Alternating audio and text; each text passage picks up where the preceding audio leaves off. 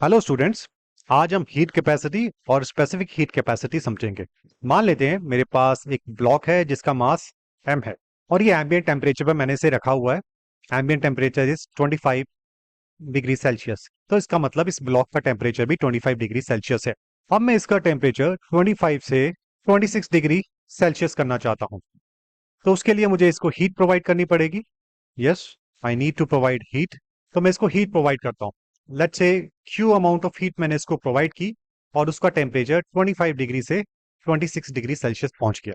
तो ये इसकी हीट कैपेसिटी को रिप्रेजेंट करता है। अगर मैं बोलना चाहूं तो कुछ इस तरीके से बोल सकता हूं कि heat capacity is the amount of heat required by the block of mass m to raise its temperature by 1 degree Celsius. कितनी हीट मुझे लगेगी, ये जो ब्लॉक है जिसका मास m है, जिसका टेम्परेचर 25 से 26 डिग्री सेल्सियस यानी कि 1 डिग्री बढ़ाने में, वो इस ब्लॉक की, इस बॉडी की जिसका मास m है, उसकी हीट कैपेसिटी कहलाती है। तो हीट कैपेसिटी को मैं मैथमेटिकली कुछ इस तरह लिख सकता हूं। कैपिटल C इसकी हीट कैपेसिटी हो गई। लेट्स से जो चेंज इन हीट मैंने किया वो डेल्टा Q किया and delta T is the change in temperature जो कि 1 डिग्री सेल्सियस है। So it is the amount of heat required to raise the temperature of a body by 1 degree Celsius, वो उसकी heat capacity कहलाती है। अब मान लिया कि ये तो 1 डिग्री सेल्सियस राइज हुआ। अगर मुझे 2 डिग्री सेल्सियस राइज करना है देन इसको कितनी हीट लगेगी? ये जो heat required that would be इसकी heat capacity into T2 minus T1, that is temperature T2 minus temperature T1। अगर टेम्परेचर डिफरेंस आपको 2 डिग्री का करना है तो विल मल्टीप्लाइड बाय 2। अगर टेम्परेचर डिफरेंस आपको 3 का करना है देन विल मल्टीप्लाइड बाय 3। तो इस तरीके से टोटल हीट हम इसको कितनी प्रोवाइड करें कि इसका टेम्परेचर 2 डिग्री या 3 डिग्री चला जाए, वो कैसे लिख सकते हैं? इसकी heat capacity multiplied by the difference in the final and the initial temperature of the body. लेकिन एक चीज और समझने वाली है। अगर इसका मास मैं डबल कर देता हूं, m से मैंने इसका मास 2m कर दिया, तो मुझे डबल हीट प्रोवाइड करनी पड़ेगी इसका टेम्परेचर 1 डिग्री राइज करने के लिए। तो मैं इस चीज से अपने आप को इंडिपेंडेंट करना चाहता हूं या इस बॉडी को इंडिपेंडेंट करना चाहता हूं। तो उस केस में मैं क्या करूंगा, मैं और स्पेसिफिक होना चाहता हूं। तो इस केस में मैं इसकी हीट कैपेसिटी को इसके मास से डिवाइड कर देता हूं, तो वो बन जाएगी स्पेसिफिक हीट कैपेसिटी। छोटे सी से अगर मैं इसको रिप्रेजेंट करूं, स्पेसिफिक हीट कैपेसिटी हो गई कैपिटल C डिवाइडेड बाय उसका मास, यानी कि उसकी heat capacity divide by the mass of the object. और इसको कुछ इस तरीके से लिख सकते हैं हम, delta Q divided by delta T divided by m। Delta Q divided by m times delta T। ये हो गई हमारी स्पेसिफिक हीट कैपेसिटी। तो ये पर यूनिट में बताती है। अगर मैं इसको लिखना चाहूं या डिफाइन करना चाहूं, स्पेसिफिक हीट क्या होती है? Specific heat is the amount of heat required to raise the temperature of 1 gram of mass by 1 degree Celsius. तो this is what we call as specific heat capacity. जबकि heat capacity होती है amount of heat required to raise the temperature of body of mass m, जो कि 2 ग्राम, 3 ग्राम, 4 ग्राम या 10, 50 जो भी हो सकता है, to raise it by 1 degree Celsius. तो स्पेसिफिक हीट कैपेसिटी की प्रैक्टिकल एप्लीकेशन ज्यादा है क्योंकि हम इसे पर यूनिट मास में रिप्रेजेंट करते हैं। अगर मैं किसी बॉडी को Q amount of heat provide करता हूं और उसका टेम्परेचर बढ़ जाता है, T2 हो जाता है T1 से, तो स्पेसिफिक हीट की टर्म्स में कुछ इस तरीके से मैं लिख सकता हूं, मास ऑफ द बॉडी, उसकी specific heat capacity T2 minus T1, या इसको मैं डेल्टा T भी बोल सकता हूं, चेंज इन द टेम्परेचर। तो heat provide to the body is equal to mass of the body, specific heat capacity of the body times the temperature difference। कितना temperature था और कितना टेम्परेचर उसने अचीव कर दिया, ये हीट प्रोवाइड और स्पेसिफिक हीट कैपेसिटी के बीच का रिलेशनशिप हो गया। चलो एक एक्सपेरिमेंट करते हैं छोटा सा, जहां पे मैं ये समझेंगे कि स्पेसिफिक हीट कैपेसिटी निकालेंगे। मान लेते हैं यही एक ऑब्जेक्ट है जिसका मास, लेट्स से ये 10 ग्राम का इसका मास है और मुझे इसकी स्पेसिफिक हीट कैपेसिटी निकालनी है। एक मेटल ब्लॉक है, इसकी specific heat capacity let's say मैंने CM ले ली, स्मॉल c, और सबस्क्रिप्ट में मैंने m ले लिया। अब मुझे इसकी स्पेसिफिक हीट कैपेसिटी निकालनी है, तो किस तरीके से निकालेंगे? एक छोटा सा एक्सपेरिमेंट करते हैं। मैंने एक टम्बलर लिया, उसमें हमने पानी डाल दिया और पानी को हम कुछ इस तरीके से हीट प्रोवाइड कर रहे हैं और उसको बॉईल करेंगे। This is water. और वाटर की हीट कैपेसिटी हमें पता है, वाटर की हीट कैपेसिटी इज 4.18, या इसको हम 4.2, अच्छा हाँ, हीट कैपेसिटी की जो यूनिट्स है वो किस तरीके से रिप्रेजेंट कर सकते हैं, it is joule per gram degree Celsius. तो स्पेसिफिक हीट कैपेसिटी पानी की है 4.2 joules per gram degree Celsius. Heat का यूनिट जूल हो गया, मास ग्राम में हमने ले लिया, और टेम्परेचर डिग्री सेल्सियस। तो ये इसके यूनिट्स हो गए स्पेसिफिक हीट कैपेसिटी के। वैसे तो स्पेसिफिक हीट कैपेसिटी पानी की 4.18 है, लेकिन मैंने 4.2 joule per gram degree Celsius ले लिया फॉर द ईज ऑफ, ताकि हमारी कैलकुलेशन थोड़ी आसान हो जाए। तो ये एक अप्रोक्सीमेट मेथड है इसका स्पेसिफिक हीट कैपेसिटी निकालने का, जो हम एक्सपेरिमेंट अभी कर रहे हैं। अब मैंने इसको बॉईल करना शुरू कर दिया पानी को, और इट स्टार्ट्स बॉइलिंग। बॉयल होता है 100 डिग्री सेल्सियस में। तो ये 100 डिग्री सेल्सियस में पानी पहुंच गया और ये बॉईल हो रहा है। उसके बाद मैंने क्या किया, टम्बलर से या टोंग से ये जो मेरा मास है जिसका 10 ग्राम है उसको मैंने इसमें डाल दिया। इसको दूसरे कलर से रिप्रेजेंट कर देते हैं।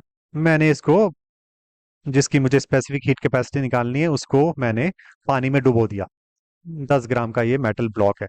अब इसके आसपास का टेम्परेचर 100 डिग्री सेल्सियस है, तो कुछ टाइम के बाद इसका टेम्परेचर भी 100 डिग्री सेल्सियस हो जाने वाला है। अब कुछ टाइम के बाद इसका भी टेम्परेचर 100 डिग्री सेल्सियस हो गया, हमारे ब्लॉक का, मेटल ब्लॉक का। अब मैं क्या करूंगा, देख दूसरी तरफ भी मैंने एक टम्बलर लिया हुआ है और उसमें मैंने पानी लिया हुआ है। ये हमारा पानी हो गया, और लेट्स से मैंने 50 ग्राम्स का पानी है, इसके अंदर 50 ग्राम्स वाटर है, और इसको मैं गर्म नहीं कर रहा, एम्बिएंट टेम्परेचर में रखा हुआ है, और इसका जो टेम्परेचर है 25 डिग्री सेल्सियस है। इतना हमें समझ आ गया। अब मैंने इसको टोंग से उठाया, इसको, जो कि 100 डिग्री सेल्सियस पे था, और इसमें जो 25 डिग्री सेल्सियस पे मेरा पानी है उसमें मैंने डाल दिया। इसमें मैंने इसको डाल दिया, इस 10 ग्राम के ब्लॉक को मैंने डाल दिया, जो कि 100 डिग्री सेल्सियस पे था। अब गरम हमने ब्लॉक डाला है 25 डिग्री सेल्सियस पानी पे, तो कुछ टाइम में इस पानी का टेम्परेचर बढ़ने वाला है। तो हमने ये देखा कि जो पानी का टेम्परेचर है वो 25 डिग्री सेल्सियस से 30 डिग्री सेल्सियस आ गया, यानी कि पानी को हीट मिली, तभी तो उसका टेम्परेचर बढ़ा। और पानी का टेम्परेचर 30 डिग्री सेल्सियस आ गया है, तो ब्लॉक का टेम्परेचर भी 30 डिग्री सेल्सियस हो जाएगा, क्योंकि ब्लॉक पानी में ही डूबा हुआ है। पहले ब्लॉक 100 डिग्री सेल्सियस पे था, अब वो 30 डिग्री सेल्सियस पे आ गया। तो जो मेरा ब्लॉक है वो भी 30 डिग्री सेल्सियस पे आ गया। ब्लॉक 100 से 30 डिग्री सेल्सियस पे आया है, जबकि पानी 25 से 30 डिग्री सेल्सियस पे आ गया। तो जबकि हमारे ब्लॉक ने हीट को लूज किया है, पानी ने हीट को गेन किया है। और हम पता लगा सकते हैं पानी ने कितनी हीट गेन की है, क्योंकि हमें पानी की स्पेसिफिक हीट कैपेसिटी पता है, पानी का मास पता है, और उसका टेम्परेचर कितना राइज हुआ है वो भी हमें पता है। तो कुछ इस तरीके से दिखा सकते हैं, हीट गेन बाय वाटर, जो कि हो जाएगा मास ऑफ द वाटर, उसकी specific heat capacity of the water, और टेम्परेचर डिफरेंस, कितना टेम्परेचर डिफरेंस हुआ। Mass of the water is 50 grams मैंने लिया, स्पेसिफिक हीट कैपेसिटी इसकी 4.2 joule per gram degree Celsius, और change in temperature is 30 degree से 25 degree से 30 डिग्री हो गया, तो चेंज इसमें पॉजिटिव है 5 डिग्री सेल्सियस। अब इसको मल्टीप्लाई करेंगे तो ये मेरा कुछ 1050 जूल निकलने के आने वाला है। तो इतना हीट हमारे वाटर ने गेन की। Heat gain by water is 1050 joules. और जितनी हीट पानी ने गेन की उतनी हीट इस ब्लॉक ने लूज की। सो अगर मैं ऐसे भी लिख सकता हूं, heat lost by block is equal to 1050 joules, जिसको मैं माइनस से रिप्रेजेंट किया। दिस इज बट ऑब्वियस, अगर पानी ने मेटल ब्लॉक डालने से 1050 जूल्स की हीट गेन की, तो दूसरी तरफ ब्लॉक ने 1050 जूल्स की हीट लूज की होगी। अब यही इंफॉर्मेशन हमें इस मेटल ब्लॉक की हीट कैपेसिटी निकालने में मदद करेगी। अब हम देखते हैं, heat lost by block is 1050 is equal to mass of the block is 10 grams, specific heat capacity of the block is, metal block नहीं पता, जो निकालना है, into change in the temperature। पहले टेम्परेचर मेटल ब्लॉक का 100 degree Celsius था, जो कि उबलते हुए पानी में रखा हुआ था हमने, और उसका फाइनल टेम्परेचर 30 डिग्री सेल्सियस हो गया। तो change in temperature that is, ये हमारा T1 था और ये हमारा T2 था। तो चेंज इन टेम्परेचर हमारा 70 हुआ, तो यहाँ पे हम 70 डिग्री सेल्सियस लिख देंगे। अब ये हीट लॉस बाय माइनस है और ये चेंज भी माइनस है, माइनस से माइनस मैंने कैंसिल आउट कर दिया, तो स्पेसिफिक हीट कैपेसिटी कुछ इस तरीके से आएगी 1050 डिवाइडेड बाय 10 इंटू 70। तो दिस इज कैंसिल आउट और ये आ जाएगा हमारा 1.5 joule per gram degree Celsius. तो इस तरीके से मैंने जो मेटल ब्लॉक था उसकी स्पेसिफिक हीट कैपेसिटी हमने निकाल ली। ये एक इनडायरेक्ट मेथड है, एक अप्रोक्सीमेट मेथड है। मैंने आपको बताया किस तरीके से हम स्पेसिफिक हीट कैपेसिटी निकाल सकते हैं। So this is the matter how we calculate the specific heat capacity of a metal block, जिसकी हमें नहीं पता, इस तरीके से हम निकाल सकते हैं। अच्छा, एक चीज और है, स्पेसिफिक हीट कैपेसिटी हमें बताती क्या है।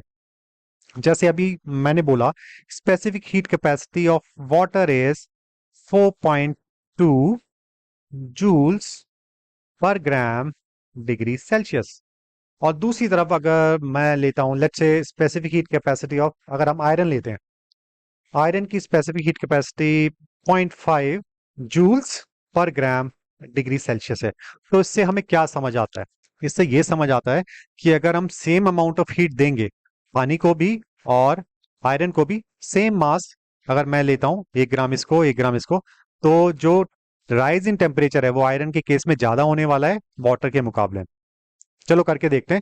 लेट्स से मैंने 4.2 जूल्स की एनर्जी पानी को, 1 ग्राम पानी को दी और 4 जूल्स की एनर्जी 1 ग्राम आयरन को देता हूं। तो इस केस में टेम्परेचर राइज क्या होगा, वाटर के केस में जो टेम्परेचर राइज होगा that would B 1 degree Celsius, जबकि आयरन के केस में जो टेम्परेचर राइज होगा दैट इज 8.4 डिग्री सेल्सियस। तो सेम अमाउंट ऑफ हीट देने पे, सेम मास दोनों का लिया मैंने, पानी भी 1 ग्राम लिया, आयरन भी 1 ग्राम लिया, सेम अमाउंट ऑफ हीट देने पे पानी का टेम्परेचर तो 1 डिग्री सेल्सियस राइज हुआ, जबकि आयरन का जो टेम्परेचर है, आयरन का जो मास का टेम्परेचर है वो 8.4 डिग्री सेल्सियस राइज हो गया, 8 टाइम से भी ज्यादा।